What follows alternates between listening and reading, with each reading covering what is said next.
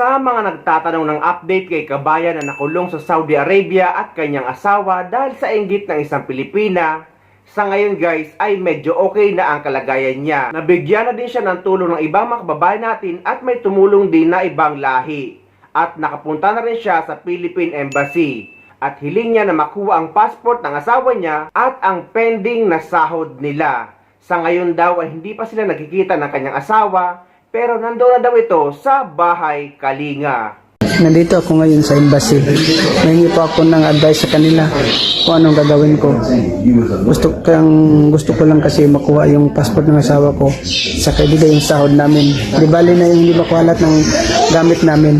Dito ko sa embassy ng natin sa embahada ng Riyadh. Pinapunta ako. Sana makuha yung sahod namin saka yung passport ng asawa ko kasi iniipit nila. Hanggang ngayon hindi pa kami nakita ng asawa ko, pero safe naman siya kasi nandun sa bahay Kalinga yung asawa ko. Magandang gabi po. Nagpapasalamat po ako sa mga tumulong sa akin, lalo na kay God, unang-una kay God na hindi niya ako pinabayaan, at lalo na sa nag-rescue sa amin. Maraming salamat at sa nagbigay sa akin ng tulong pinansyal. Thank you very much po sa lahat. Si God nang balang magbalik sa inyo. Yan po, maraming sa lahat. Medyo okay na ako ngayon kasi kauwi ko lang galing sa embassy.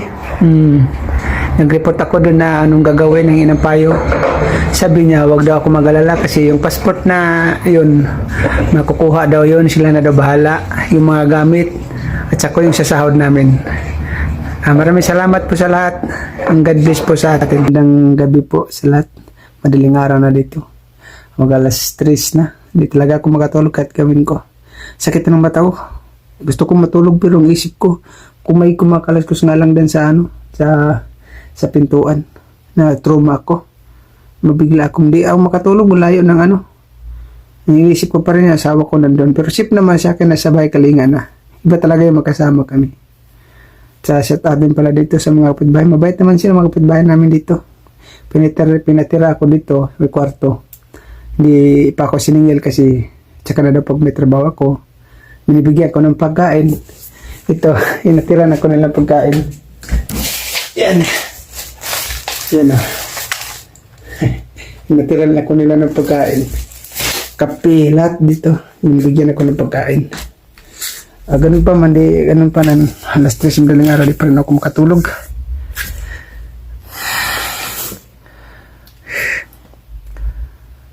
Parang hirap ako huminga sa pero una naman, yung kinakabahan ako lagi, na-trauma ako sa nangyari. Hindi kasi ako sanay. Sa Pilipinas, di ko naranasan to. Hindi ko naranasan dito lang sa nangyari. Salamat po sa mga tumutulong sa akin, lalo sa nag-share at comment. Dahil sa inyo, mabilis akong na-rescue ng embassy. Pero sa ngayon, medyo safe na ako. Dito may kwarto na ako dito. Hindi ako siningil na mayari pa. Magulo nga lang. Kasi tinignan ko na yung mga gamit na yung na doon. Yung kaaway ng asawa ko. Sila na naglipit dito. Yung mga pinilian pa nila, yung mga damit namin na maganda. Hindi nila nilagay sa bag. Iniwan nila. Tinamol nilagyan nila. Ito. Mga plastic. Ito nga. Ginawang basura yung mga damit namin. Ginawang ito pa. Yung damit namin. Yan. Tinamol. Grabe.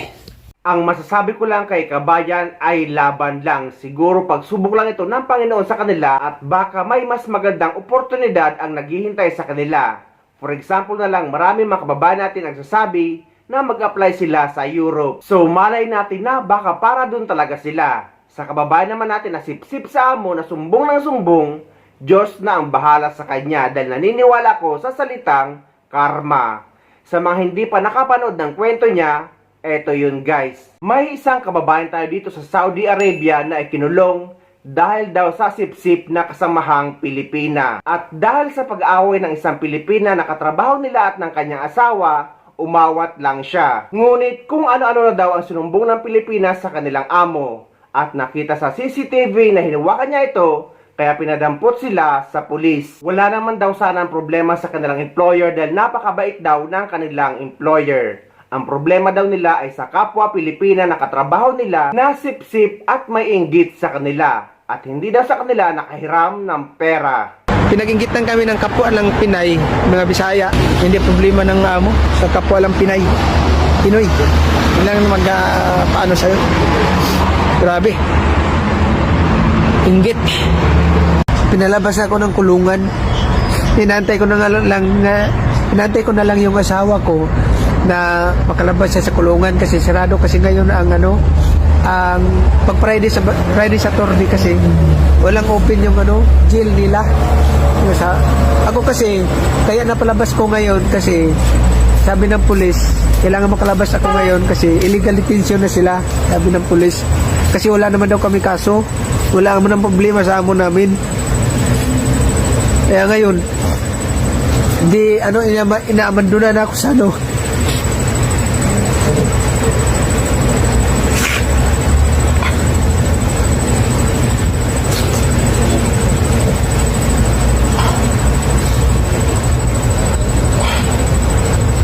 sobrang lamig dito.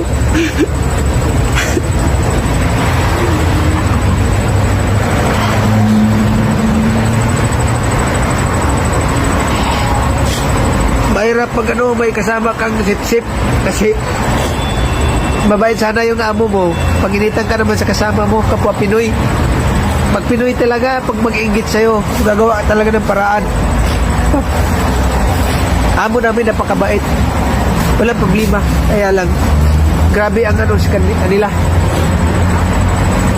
Sinasumbong kami na kahit ano-ano. Na alam na, makabait ng amo namin, walang problema. Nakapabait nila. Yung kasamahan lang pinaginitan. Nang dahil lang nun, hindi namin napahiram. Ngayon, nagalit. Simula pa lang, yung pinaginitan na kami. Yung asawa ko sa Sunday pa ng maaga yung makalabas. Kaya ako dito ngayon, hindi na kasi ako pabalikin sa bahay niya eh.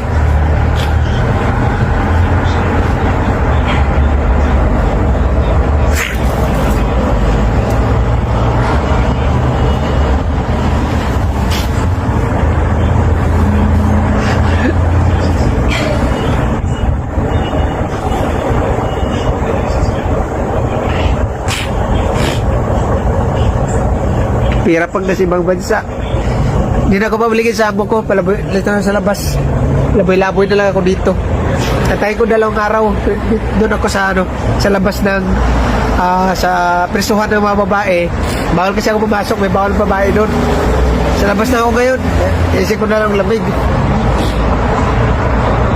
Hirap yung kapwa Pinoy kasi pag initan ka Bisa tuwa ka kapwa Pinoy mo kaya pag initan ka.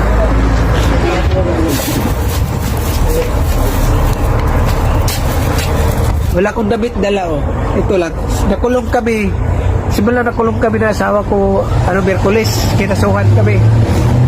Kaya lang pagdating sa judge, wala kasing ebidensya nila. Yung nag-away lang, babae to babae. Nadamay lang ako. Siyempre nagsabunutan sila. Wala naman kasing pisikala na yung babae, saglitan lang, inawat ko. Dito kasi yung babae, bawal daw akat talaga. Siyempre nga, sa sobrang nag-away sila, inawat ko nga hindi sila mapalaki yung away. Kitang-kita si TV, sabi bawal daw. Bawal hawakan. Kung pabayaan ko naman, magsakitan sila kung magtanggal sila.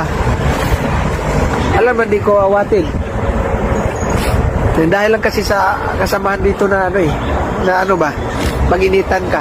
Yung nagtrabaho ka lang dito sa Saudi para lang mabuhay, pero yung iba naman sinisiraan ka lagi. Sisiraan ka lang para lang may alis ka doon sa pwesto na yon. Sa amo, sa employer namin, wala problema, napakabait yun. Sobrang bait. Wala kaming masabi. Kaya lang pag doon kasi sa wala. Paginitan talaga. Pinalabas kami, nilakad kami ng pulis, ng Miyerkules. Buti nga na, nakadala ko jacket sobrang lamig dito. Yan. 2 araw ako dito, sa labas, paikot-ikot muna. Pasalamat nga ako dito sa nakausap ko yung sa Bacala, sa market, pinakunika ko wifi, yun na lang, buti na lang, sobrang lamig pa naman ngayon, kasi hindi ako uwi, kundi ko madala asawa ko, hindi pa siya nakalabas kasi, pero pag mag-abroad talaga, pag hindi naman sa lahat, yung lang, siguro pag subong lang namin to, walang kung action din naman agency, wala rin kwenta ang agency, di man action kaagad yan, basta mapaalis ka lang, wala yan. Nanawagan ako kay kung makita to ang video na to,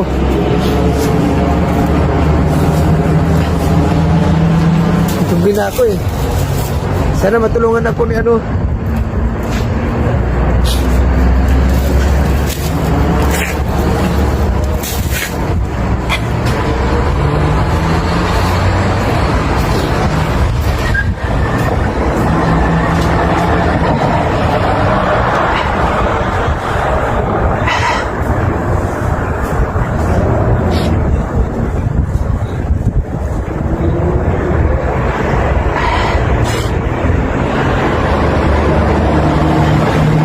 Sir Tulpo, tulungan mo kami. Yung asawa ko hindi pa nakalabas. Pinilit lang ako pinalabas sa presuhan kasi illegal detention sila, wala kaming kaso. Kaya nag-Miyerkules pa kami kinulong. Ang asawa ko naman kasi ang kulungan niya malayo. Kaya ako pinalabas, naglalakad lang ako galing doon at 10 kilometro ata, sobrang layo. Antayin ko na lang yung, nandito ako sa presuhan ng mga babae, antayin ko na lang sa gate, labasan kasi Sunday, alas 8 daw, sabi ng polis, labasan ng mga babae. Yung kasi sabi.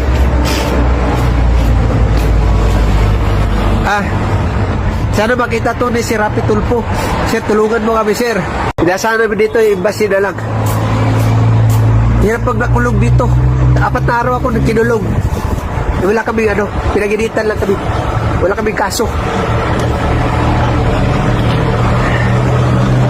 Sana video na to makita na si Rapi Tulpo. Pinilit ako, pinalabas lang sa pulis kasi nga sabi ng pulis, wala naman kayong kaso. Kailangan makalabas na ako kasi illegal detention ako. At saka, ang kaaway namin, hindi amo namin. Mabait yun. Sobrang bait sila amo namin. Kalaban namin yung kasamahan namin, trabaho ko doon. Nakarma din yan sila sa amin. Na yan. Kapwa Pinoy, ha? Kapwa Pinoy yan.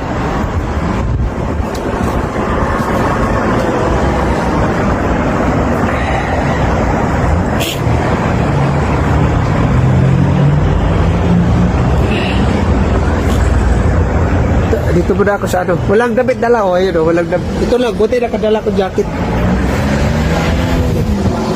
May jeans, may iba sila matutulog sa linggo pa. Kasi sarado ngayon ang Biyernes, Biyernes Sabado walang bukas.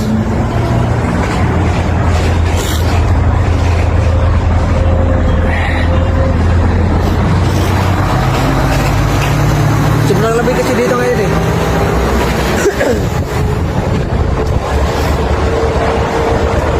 Alam nila lalabas ko ngayon, inaabono na ako sa hindi na ako sinundo. Wala na pakialam yung namin, yung amo namin. Ang ko lang, matulungan ako ng agency, makuha ko yung gamit namin doon sa amo namin para yun lang namin, makuha yung mga gamit at saka makuha yung sahod. Importante yung sahod. Sahod lang naman importante. 4 na araw kami nakulong. Yung asawa ko, mag-1 linggo pala na siya kasi nauna lang ko ngayon. Siya makalabas linggo pa. 1 linggo talaga sa kanya, 7 araw. Kaya dito ako sa labas ng presuhan ngayon. Pumunta lang ako dito sa Bacala na kikonek na internet. Buti na lang yung cellphone ko, binalik ng mga pulis. 4 na araw, wala akong tulog.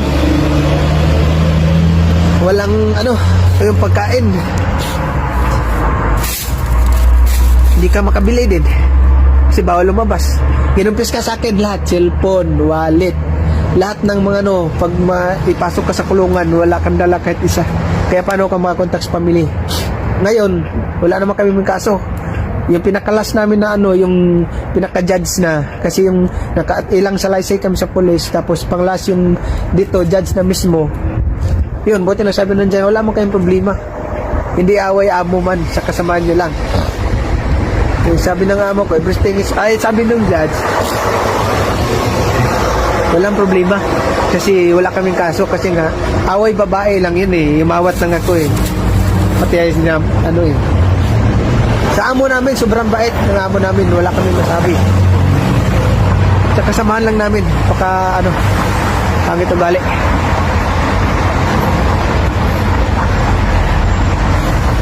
Antayin ko na asawa ko paglabas Sunday. Alas 8 siya makalabas. 8 siya makalabas. Hirap pag makulong dito. Hindi mo inaasahan ba na magtrabaho ka lang sa Saudi para lang mabuhay, tapos sisiraan ka kapwa mo Pinoy. Yung magtrabaho kang gustong mapabuti, malapit ka nga sa amo mo, sobrang bait yung amo mo, may nainggit naman sa'yo, sisiraan ka ng siraan. Sila ang pinapaniwalaan kasi mas matagal sila sa amin matagal yun. 14 years na yun siya. Siyempre yun, napakagaling na mag-Arabic yun kasi dito ba naman na halos wala nang uwi-uwi. Kaya marunong siya magsalita ng paano.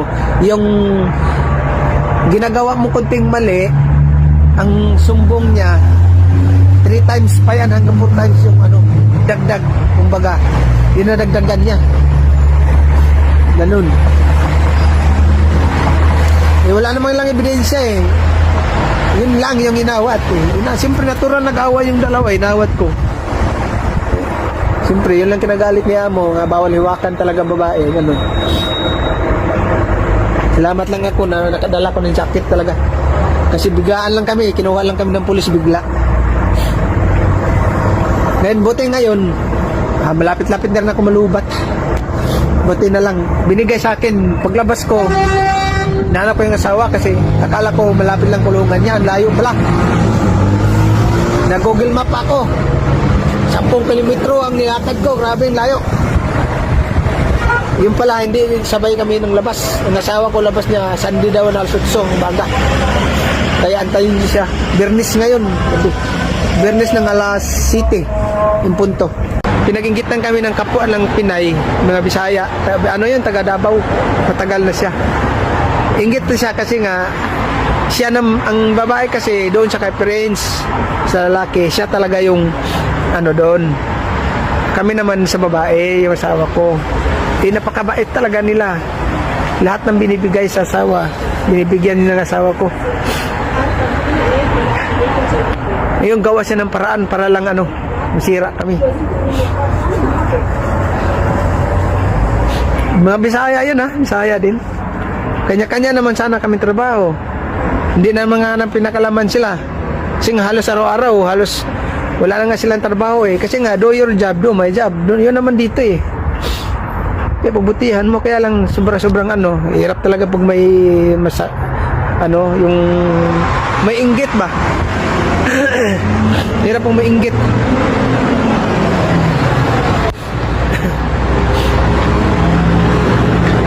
Gulat na lang kami kay biglang pulis.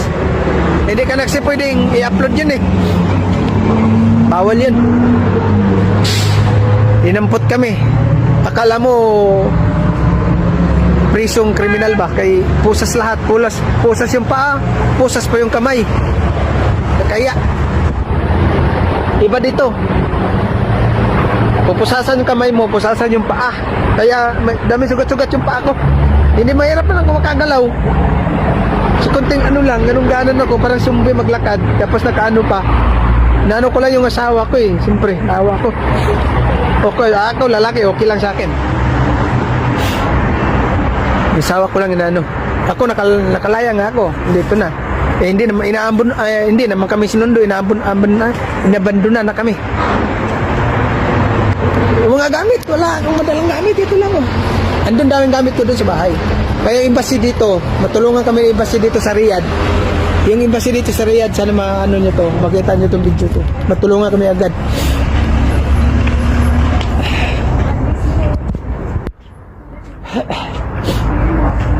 Hirap.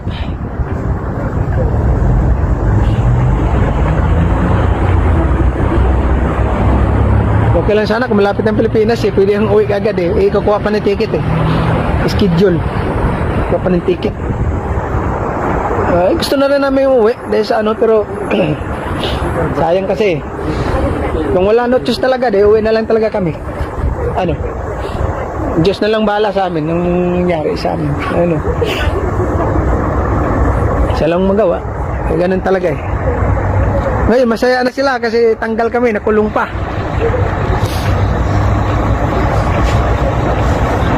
Masaya na yung dalawa. Pinaprosige kasi pa medical, ganun. Kasi daming bugbog daw, pinagtulungan. Lang yan, paano ba na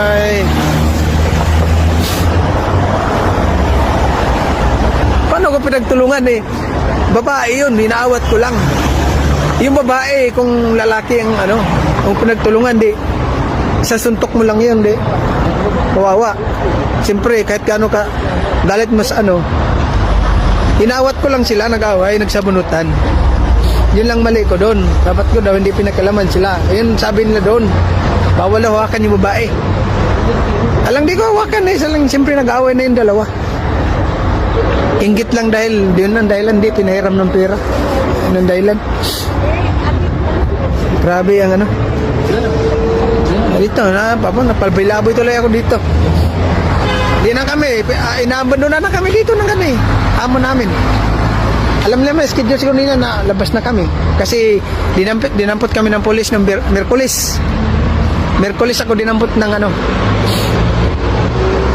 Tapos, pag Huwebes sana, sinabihan yung Huwebes, sabi ng polis, kung sino daw ang Saudian na kukuha sa amin, pwede daw makalabas kasi wala daw kaming kaso, no case, sabi ng ano. Kung sino bang kuha namin dito, wala naman kayo mag-anak na Pinoy tayo eh, hindi man tayo Saudi eh. Saudinian lang pwede. Ngayon, umabot ako ng 4 na araw, pinilit na akong pinalabas ng pulis kasi sabi, illegal detention na sila kasi wala kaming kaso, pinakulong kami na walang kaso. Ngayon, problema, kasi malayo yung kulungan ng asawa ko nandoon. Doon, pinuntahan ko ngayon, naglakad ako ng 10 kilometro, sobrang layo. Akala ko kasi malapit lang. Kasi nagtipid ako sa pira. Layo. Ayun. Walang bukas ngayon sa ano, Sabado. Sunday pa ng umagat mo kalabas ng sawa ko. Pabilaboy ako dito. 2 araw ko to sa labas. Sana makita ni si Rapi Tulfo to. Si Rapi Tulfo. Sana makita mo tong video na to at saka ikaw na bahala dyan sa agency ng walang kwentang agency sa Bis Migrant Worker dyan sa ano. Simula yung pagdating namin dito sa Saudi, hindi man lang nang mustak ano nangyari sa amin. Walang kwenta na may paalis lang kami. Wala na. Hindi lang sabi ko, musta na kayo dyan? Ganyan. Alam naman nila yung Facebook namin, number namin. Diba? Sino humihan namin ng ano dito? Ng tulong.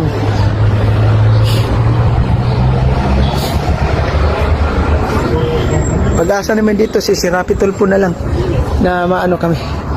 Ma-rescue kami mag-asawa. Palabi-labi na ako dito sa labas. Palabi-labi na ako dito. Kasi napilitan lang kung pinalabas ng mga polis kasi legal detention daw wala namang kaso kasi yung asawa ko nasa kulungan pa. Sarado kasi ang Biyernes at saka Sabado. Ang bukas niya is Sunday pa.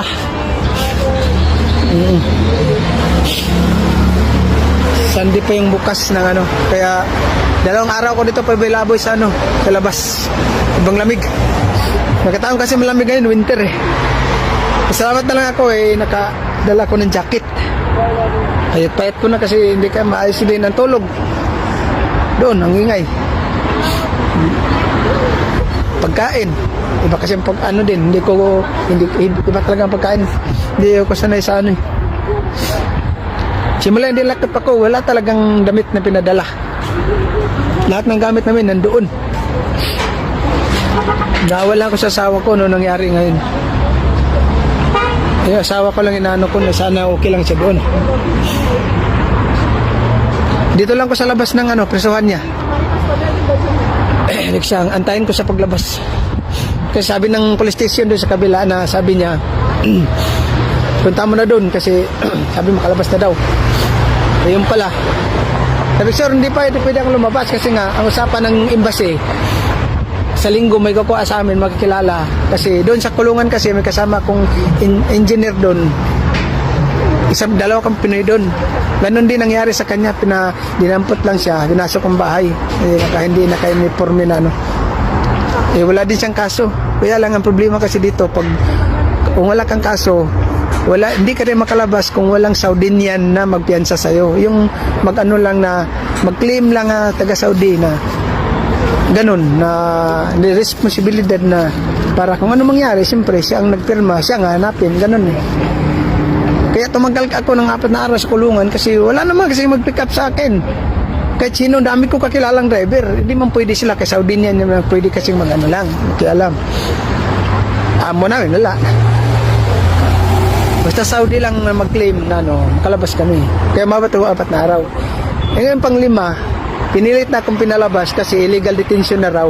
Kailangan makalabas na ako, hindi na ako abot ng 1 linggo. Kasi daw, muskila na. Baka matakot sila, siyempre. Wala man akong kaso, bakit nandiyan sa kulungan? May update naman dito si Kabayan na hindi na daw talaga sila pinabalik ng kanilang amo at nilabas na sa bahay ang kanilang mga gamit. Ito ang update ko. Hindi na talaga kami pinabalik sa amo namin. Siguro nakaplano na, andyan na yung mga package. Nilabas na nila sa bahay. Yun pa. Kaya buti na lang pinatuloy kami ng kababayan natin. Siguro pag magkatrabaho kami, magbigay na lang kami sa kanya. Ang problema ko lang ngayon, yung asawa ko hindi kami magkasama kasi nandun sa kabila sa Bay Kalinga. Yung passport niya po, hindi binibigay yung passport niya. Sa ngayon, pupunta ako ng embassy, manghiya ako ng tulong para mabigay yung passport niya. Hirap dito, wala pera, walang makain. Hirap dito. Siguro nakaplano na nila na alisin kami. Yun ang binalot na lahat. Wala pong kain, maayos, tulog, wala. Hindi ako dahil hindi pa ako komportable.